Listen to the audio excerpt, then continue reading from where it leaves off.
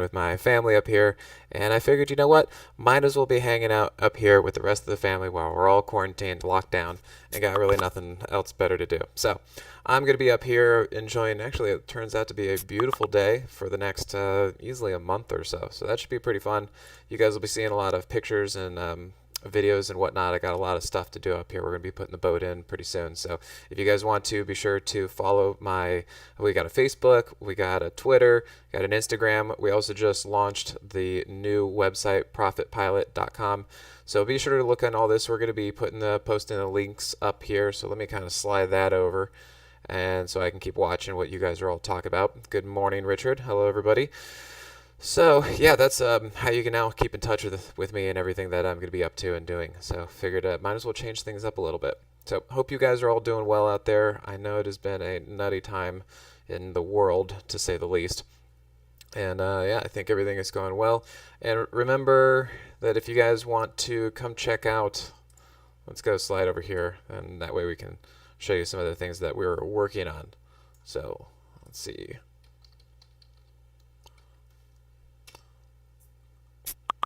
There we go. How we doing? Okay, yep, fantastic. So there you go, everybody. There is the new website that we just launched for myself. That's where you can get in there, kind of follow some stuff. And down here are the social medias that you can go follow and kind of check out everything we're doing. So as I said, we're going to be posting those in the links and everything in the comments. Go ahead on over there, and then let's dive into the market and kind of get past all this chit chat, right? All right. One other thing I want to show as we get into the market is check out this situation. So here is the put-call ratio. And what are we doing? Where are we hanging out? Pretty low, right? And typically, anytime we get too low in the put-call ratio is when we start kind of reaching a top. So this is something that we've been watching, we've been looking at a lot. Just the opposite is when it's too high. That's when you're about to get to a bottom, something like that. So we need to be very, very cautious. What this is telling us is that basically everybody's loaded up on longs and everybody's long in the market. How many more people are left to actually go out there and keep purchasing things, to keep driving stuff up? Yes, there might be a lot of money to be getting thrown at the market. I think we're up to 5 trillion, something like that. We've even talked about there might be another trillion coming out there, but they want to, I think the government is saying, hey, if we're going to be throwing another trillion out there, we want to make sure that businesses have immunity from getting sued from other people, from their employees getting coronavirus, assuming that those businesses are following protocol as far as keeping safe, healthy, distancing, cleanliness, and providing personal protective equipment for their employees.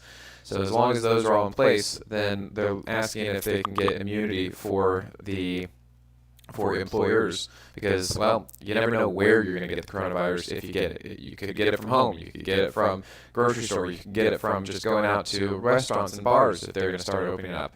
So that seems like a reasonable thing to request, given that, this is a pretty invisible thing. All right, let me check out one thing I do sometimes get. How about that? Sarah, let me know if that's better as far as reducing the echo. So I had to make sure we were good right up until today. Okay, so I think that should work out. So what we're looking at, the put-call ratio, very, very low. How many more people are left to buy? Some of the things that I'm looking at is when it comes to the market itself, generally, and this is the Moxie rule that I have, that when price is over the 50, which is this magenta colored line on the daily chart, and the Moxie indicator is below 0, that's an inverse trampoline move. Basically, price should not be above the 50 if the indicator is below 0.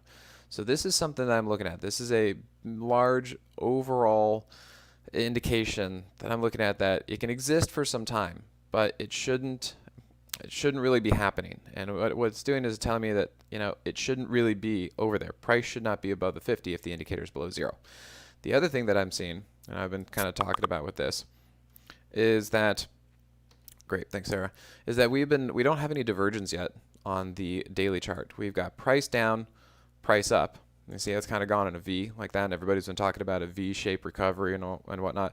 Well, look at the Moxie indicator. We've got price down, or indicator down, indicator up. See how they basically match?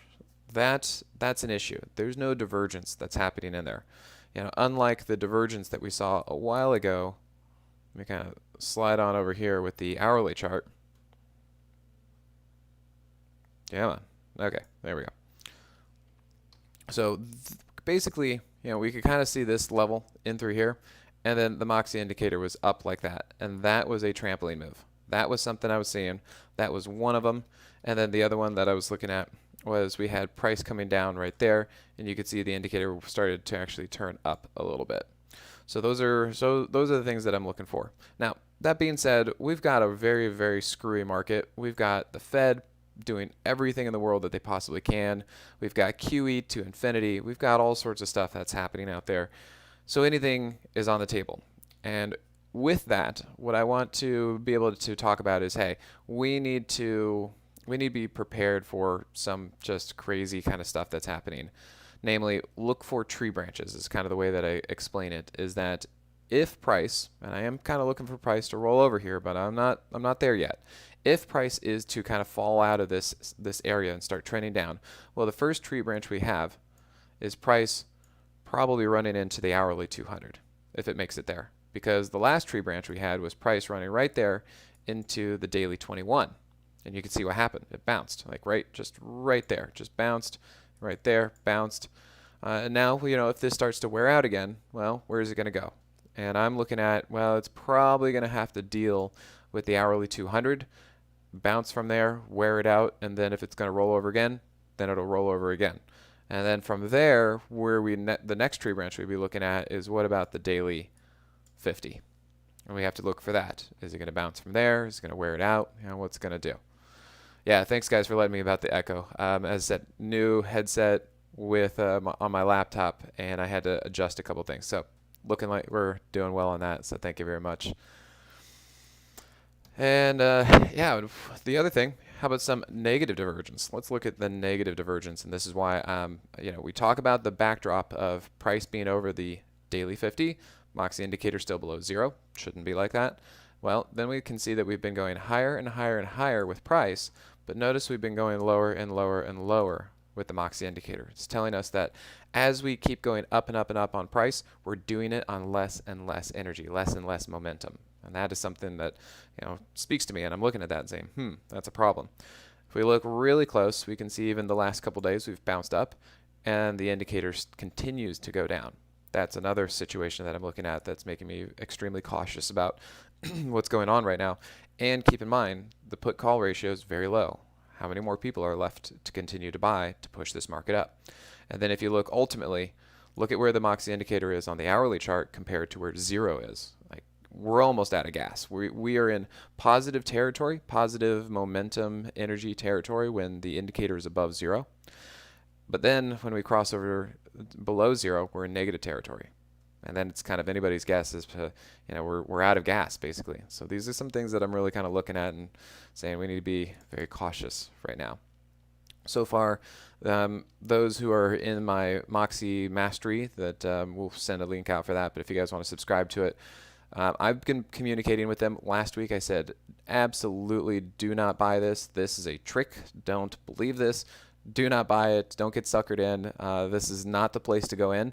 And sure enough, price then got underneath the 15-minute 50 and then continued on down. Now, it did go deeper and further than I thought, but what I was saying is once this downside is done, we're going to at least bounce back up and revert to the mean, because I could see that we're becoming oversold and we hadn't touched the 15-minute 50, anything like that, and we still had that daily 21 right there on the daily chart. And I was like, we're going to at least bounce. So far, these ebbs and flows have been working out the way that I've been describing them as far as the S&P, but it's still been very challenging trying to actually catch some moves out there. So let's kind of bounce around out there, see what's going on with the market, and I'll just bring you back one more time to remember, new website is up, profitpilot.com. If anybody's wondering why the pilot thing, because I'm a pilot, I basically have been flying since I was 3, so that's kind of why we incorporated that a little bit. And then we got all the social medias down here if you want to go check it out. I'm up here in Washington. We got a lot of fun stuff I'm up to. Hope everybody had a good Cinco de Mayo as well yesterday. One thing I did post to the Moxie Trader subscribers today is, look, we have to have our head on a swivel now because market's going up, market's going down, it's going all over the place. It could go down a little bit, then it could bounce again. And what I said is, you know, as a pilot, my dad always taught me that you have to have your head on a swivel when you're out there flying around, because us as general aviation and private pilots, you know, it's doing better now that we have technology. We have an iPad and they can actually tell us where other airplanes are. But before that, it was see and avoid. I mean, that literally, that was the law and the rule, because sometimes we wouldn't be in contact with radar stations, and you are literally just up there flying in the air watching out for other airplanes. You know, and I know it seems a little crazy, but that's exactly what you do. Is that's how you make sure you didn't have a mid-air collision, is you just look for other airplanes, and you always had to just look around. You know, you never knew where they were going to come in from, up, down, you know, beside you, next to you, anything like that. And this is kind of the market that we're in, is you got to have your head on a swivel, just like my dad and I when we fly the airplane, and make sure we see from all angles. Can't get too bearish, can't get too bullish. You know, we got to make sure we're looking for some stuff. All right. Let's see. Michael will take a look at Baba. What's happening on there? And Bud, I guess that's Budweiser. It was funny. I was looking at TAP the other day, which was Coors. And you know, I'm not sure I might have much of an answer for this one. So also, Michael, thanks for letting me know which direction you were kind of looking, because when you guys just say, hey, can you look at this? Well, let me know what direction. What are you trying to get out? Because I'd hate to spend 5 minutes looking on a short entry when you're like, well, I thought I was going to go long on this particular ticker. So yeah, let me know a little bit of info of what you're trying to look at. Now, the only thing I'm kind of seeing on Baba is that perhaps here on the daily chart that price is running into support at the daily 200, maybe the daily 50, but you know, it's not quite there, it's below it. And right now I'm seeing price running right into the underside of the hourly 50 and the hourly 200, and the Moxie indicator is below 0. So on the hourly chart, there's no trade yet. There's no entry yet. We're still underneath these moving averages. And on the 15-minute time frame, I don't see a trade yet either. We are over the 15-minute 50, which is usually the beginning of what I'm looking for, but I don't see any divergence. Like, you see how price went down, price went up. Notice that the Moxie indicator basically went down and up. So there's no divergence. There wasn't a double bottom or anything like that. And then we still have price underneath the 15-minute 200, which you can see last time price ran into the 15-minute 200, got rejected. The Moxie indicator is also spread, so not looking very strong. I just don't see anything yet. As I said, the only thing is that maybe price is going to kind of hold at the daily 200. I'm going to have to see a few more days of this to really see if there's a setup or not. And then just keep in mind you got earnings coming up. I never know what to say for earnings because it's a total gamble, crapshoot, you know, anything like that. So Alan, remember guys, if you guys are going to be asking me about to take a look at a ticker, tell me which way you're looking and kind of what's something you're wanting to go with.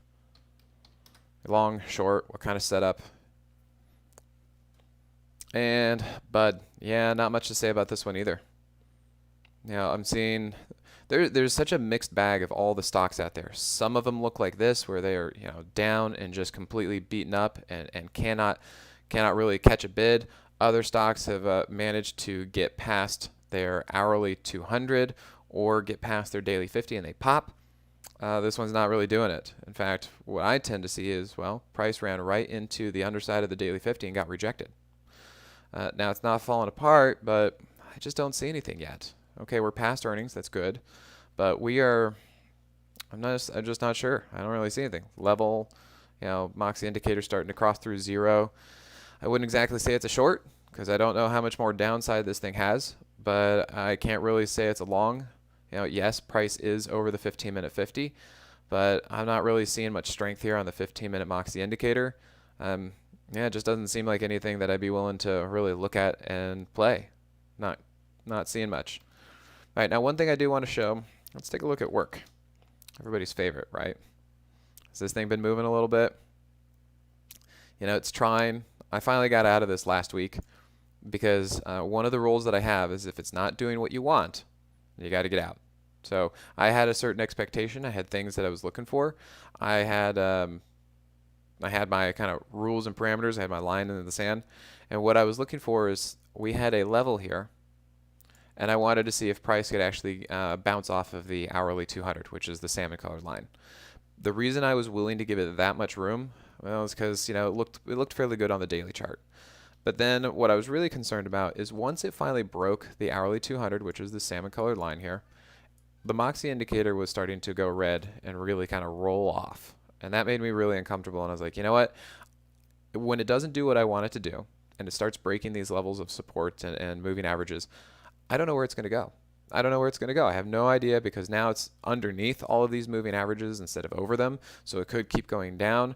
And I had money on it. We had people in it. And so I said, look, I just got to get out because based on my rules, can't do it. The other thing I saw was, I think it was Friday, when this happened. And price on Friday right there closed at the underside of a downtrending 15-minute 50. In my book, that could have easily continued to roll over and go down the next day because it could have kept getting pushed down by the underside of the 15-minute 50. So other than that, it seemed to turn around and start moving up. I'm still looking for a bit of an entry. When I was kind of talking to some of my Moxie subscribers yesterday during our 2-hour segment was, well, the first thing I'd like to see is price actually touch the 15-minute 50. Now, it did do that at the end of yesterday. And the reason I talk about that is because you see how it never touched the 15-minute 50 right there?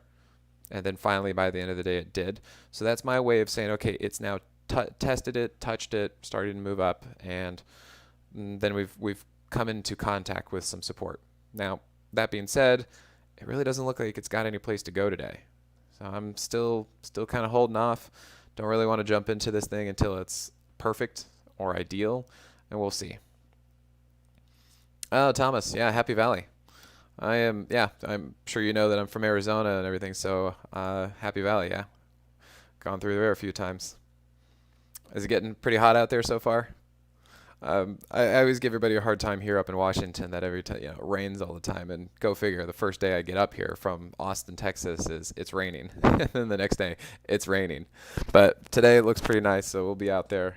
I've got some chores to do for my parents, going to be doing some power spraying. We got to clean off the deck and stuff like that. Yeah, Eric, no problem. That's the whole thing. Glad you guys are here. Kind of give you a little bit of insight. This market is pretty nuts. That's what we're trying to do. Oh, yeah, I definitely will. You guys will know when I'm back. My cousin's actually a winemaker, and I got to tell you, he was trying to open a new wine bar and a beer tasting place. And he was he was getting close to opening and working on the place, and then the whole coronavirus thing hit. I can't tell you just how lucky it was that he didn't actually open yet. So his landlord is actually giving him a break because they're not open yet, and he understands the situation. He's like, hey, at least you're here and starting to work on the building, getting ready to open. And they didn't spend any of the money yet. They're still basically hunkered down and haven't had to do anything. So now they actually have more time to continue building out the wine bar. So, that was a close one. But now we're going to have to see what happens when they can actually open up at some point and see if anybody starts trickling in now that the economy is kind of starting to open. All right, so let's see who was asking me about this. Eric, I'm not seeing a long. I do not see a long here on Hertz. We do have earnings, so just be aware of that. That might be an issue. But it is underneath every single moving average so far. I don't see anything. The only thing that's talking to me here is, the Moxie indicator's above 0, so trampoline move, and it's kind of popped a couple times. But, it has not held. It barely held the hourly 50 there. It basically got rejected by the hourly 200. It never held the hourly 50 here. It only crossed it and then failed it. And we're still underneath the 15-minute 50 here. I do see some divergence, price down, Moxie indicator starting to trend up. But with earnings right around the corner and price still not over the 15-minute 50, there's just no trade yet. And what I've been seeing a lot is that there have been some sneaky situations here. Like, look at this. I like to trade at least when price gets over a moving average and then test it. Look at the last time this thing moved. You could see that there was divergence coming in, price down, indicator up. But it just basically got to the 15-minute 50 and then crossed it. And look at this. This is something we need to be paying attention to in this market right now, is that these moves will happen and then they'll just collapse and fail. Because look what happened. See here on the 15-minute time frame? The move happened when it finally was able to cross the 15-minute 50. It never tested the 15-minute 50. And then it ran up so fast that, look, it never touched the 15-minute 50 until it ran into its overhead resistance at the hourly 200. And then it's like it got like one of those cartoons. It just got a frying pan to the head, and it just got knocked all the way back down. It's like Sylvester the cat and Tweety Bird, getting knocked on the, the head with a frying pan. So we got to be real careful with this stuff. When you see that basically these things are in a downtrend overall and they have a move up, watch out for overhead resistance, because it's just like them jumping up into a ceiling and hitting their head and getting knocked back down. So I'm not seeing anything here. Just kind of be careful with it. All right, let's see. UGAS. Yeah, okay. Remember you guys talk about that. Well, let's do UNG, because UGAS is the triple leverage, and it's basically mimicking UNG. So I like to look at the original ETF that these leverages are looking at. So let's see. You're still looking at it long. Yeah, I see what you're talking about. Okay, divergences. Yeah, let me keep looking at this. Am I still negative on it? Well, I wasn't negative. I was just like, not sure if I really want to be trading something like this. I tend to stay away from oil in general just because of how much geopolitical influence is involved with it. Like, you get anybody that comes out in any part of the country that says something that I don't know about because it's a news thing, and it could happen overnight because they're on a different time zone. It's stuff that I don't. It's kind of risk exposure that I don't want to have to deal with. That being said, look at this. On the daily chart, we can see price down, down, down, down, but then the Moxie indicator starts trending up, okay? So if you're, and this goes for any kind of setup. This is a really good example of just generally. If you're in a short and you start seeing this and you got the Moxie indicator and you see price going down, down, down in your direction, you see the Moxie indicator starting to trend up, you better watch out, because what that's telling you is that internal pressure and momentum is starting to turn the other direction, starting to put pressure, upward pressure on price. Now, if you want to be going long and you want to be looking for that turnaround, that's a great thing. That's what you want to be seeing. So then you see we have a level, we have a bounce, couldn't quite get past the daily 50, and then it came back down, did a double bottom. So you see that double bottom right there? Look what that double bottom looked like on the hourly chart. Right there. Double bottom and divergence. Even before that, let me kind of show you this. Look, price down, indicator up, so there's a little bit more divergence. Then you get a double bottom, and not only do you have more divergence, you have a trampoline move. On the hourly chart, that's when price is below the 50, but the Moxie indicator is above 0, trampoline move, and you get a nice move up. Now, I will say, again, I'm not really a big fan of UNG. It's very choppy, and also stocks tend to chop a lot and bounce a lot as they try to change directions, because everyone's fighting for which direction they want to go. So if you can ride this out, great. I kind of show you things. Of course, they look the easiest in hindsight, but there's a lot of noise in here. Then you get the Moxie price trigger telling you that momentum has officially gone from negative to positive. That's when it crosses 0. So now you're kind of looking for a long. Over here, you can see that the Moxie indicator maintains itself above 0, no matter what price is doing. So you're starting to see a long. And then here's really kind of the sweet spot. Let me zoom in this, because this is I've been watching this, but again, I'm not going to be playing it. It's not my thing. But I keep an eye on it so that I'm up to date and familiar with things. Look at this. Bounce off the hourly 200, bounce off the hourly 200. Moxie indicator staying above 0. 8 staying above the 21 on the daily chart. So 8 over the 21 means that your immediate trend is to the upside, because the fast moving average is over the slow moving average. And then basically it's just bumping up against the 50. Like any day it's trying to get up there. That being said, it is also getting trapped by the hourly 50, and then you get a pop right there. And you can see we finally get price over the 15-minute 50. Moxie indicator's been trending up, and then you get a move. Now, great, and I saw that, but I was like, I don't think I want to play that either, because look what it did. Sky high. See that giant gap between price and the moving average? You see how price was way outside of the 30 ATR and way off of the hourly 50. Great move, totally unsustainable. So that being said, now it has come back down to where I like it. So yeah, Billy, to your point, if you're looking long, this would be a place that I would say is worthy of trying if you want to try this, because it does look pretty good. Here is price coming into support of an uptrending hourly 50. Looks good. Moxie indicators above 0. Right here, we got the 8 over the 21, looking pretty good. That's starting to open and expand. And then you can see that we are now actually over the daily 50. The Moxie indicators above 0. We've got a squeeze. Yeah, basically everything's looking good. Even the hourly 200 is starting to trend up. The only thing I could say is that the last metric here is that price is still underneath the 15-minute 50, and the Moxie indicator is kind of, it's a little bit down. It's not terrible. One of them's still above zero, the other one's below zero. So if you're a kind of like a buy the dip kind of person, and you understand that this thing is going to be moving around all over the place, this may not be a terrible place to buy because it's sitting right on the hourly 50. Now, I prefer to get price to get back on top of the 15-minute 50, but you might be giving up some I don't know, some distance if you do something like that.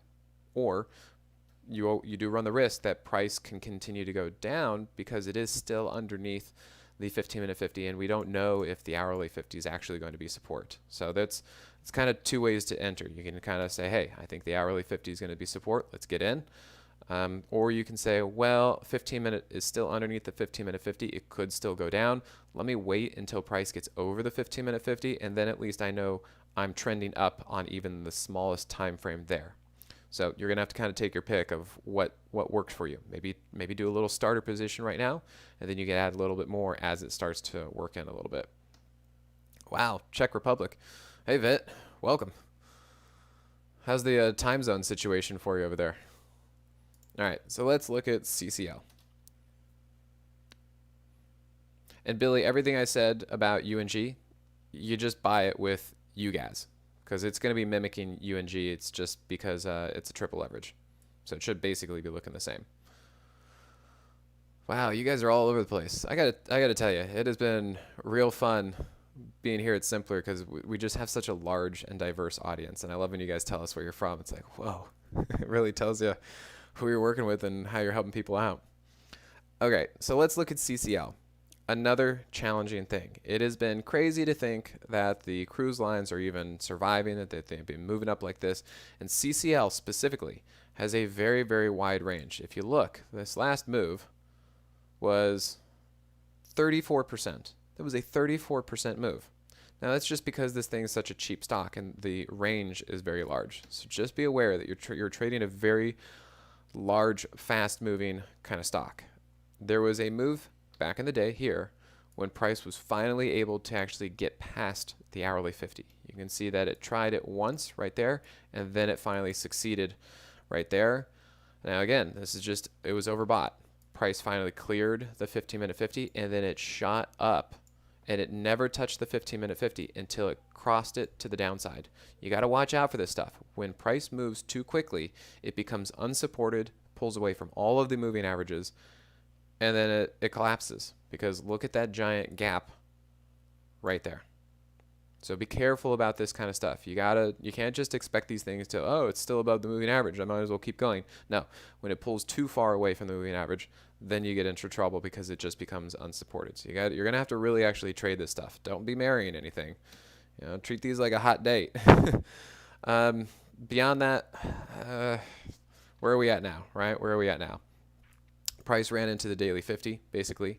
Now, maybe the 8 is still over the 21 at this point, so that could be kind of positive. Moxie indicator still above 0, so this could be a trampoline move. And then we're looking at, well, is price going to bounce off of the hourly 200?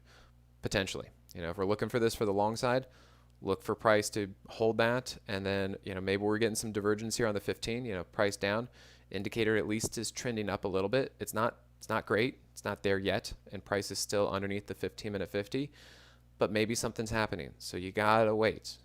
This thing isn't developed yet. It could keep going down. It might just go sideways. There's really not enough information here. But what I can tell you to look for is look for price to hold the hourly 200. And if you got the indicator, look for the 15-minute indicator to shape up, and look for price to get on top of the 15-minute 50. And if it can do that, and if it can start getting back over the hourly 50, then maybe there's a move. Just kind of see if price can actually get past the daily 50 this next time, or if it's going to run into it again. Kind of like how price ran into the hourly 200 right there. Honolulu. Wow, guys. And Florida. Florida, you're not far enough away. But it looks like you got a fish in your hand. Is that what I see there on your picture? Looks like a pretty big fish you're catching. All right, let's see. Do I use price's position in the Keltner channel to help determine price is extended in either direction? I don't know what the price's position that you're talking about, but I do use the 2 and the 3rd Keltner channel based off the 21 EMA. And yes, those help give me my outer positions to tell when price is too far away. So yeah, that's what I do with the Keltner channels. And then other than that, yeah, okay, it's a snook. Cool. Other than that, I'm kind of out of time. That was a really quick half hour for everybody. And yeah, well, yeah, Teresa, no, I know you're up there. London, fantastic. The only thing we've ever kind of run into is people not being able to use thinkorswim in different parts of the country because that you have to be, I don't know, U.S. citizen or something like that. Now, if anybody who has or wants to use thinkorswim or wants to get the Moxie indicator, because the Moxie indicator is only on thinkorswim for now, we're working on it. If anybody wants to use that, we have kind of there's a bit of a workaround. You can get a demo account or a paper trade account for thinkorswim, which means you don't have to have it tied to a bank account, which means you can be anywhere in the world. You know, your residence can be anywhere in the world. You can have thinkorswim, and then you can get the Moxie indicator. Now, it will be 15 minutes delayed data, but for the kind of trading that I do, that doesn't matter because I'm end-of-day trader. You just got to make sure that you know that you're putting on a trade, 15 minutes delayed. Make sure you don't think you still have 15 minutes before the close of the market. But 15 minutes isn't too much of a delay, which really in my world doesn't make any difference to me. And if you want to be able to use the Moxie indicator, then get a thinkorswim demo account, paper trade account, and that'll work. I know Teresa's done that with me in the past, and it's worked out just fine. So if anybody wants to be doing that, that's how we can hook you up and make it happen. Oh, yeah. Great. Thanks for everybody joining in today. So as I said, I'm in Washington. I've been bouncing out all over the place. Follow my social medias. We got Twitter. We got Instagram. We'll post some links for you on that. And as I said, I'll be power spraying the deck probably today, and then I'll have to go paint that. You're always your parents' child, aren't you? You come home, doesn't matter how old you are, you're going to have to go do some chores. So it's nice, though. We got a nice roof over my head and taking care of the family. So thanks, everyone. We'll be talking to you later. And yeah, keep talking in the comments. I'll be there in a little bit and see if I can answer any stuff. So thanks again. We'll catch you next week.